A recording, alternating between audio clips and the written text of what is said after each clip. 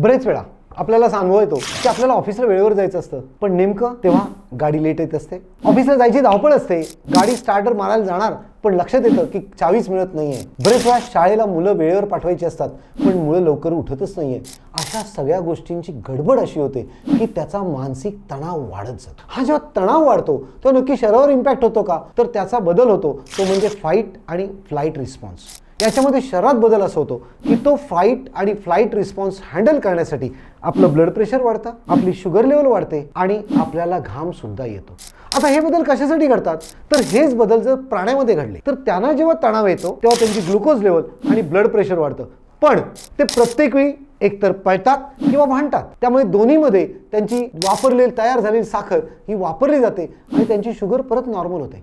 पण हीच वाढलेली साखर आपण कधी तणाव आल्यानंतर पळत सुद्धा नाही आणि भांडत सुद्धा नाही, त्यामुळे ती साखर शरीरात तशीच पडून राहते आणि याचा रिझल्ट काय, तर high blood pressure, diabetes, heart disease, thyroid, body pain, अशामध्ये ते आजारामध्ये आपण लँडअप होतो. अशा पद्धतीने तणावामुळे आजारांची निर्मिती होते. अशा स्ट्रेसबद्दल आणखी काही गोष्टी जाणून घ्यायच्या असतील तर मला फॉलो करा.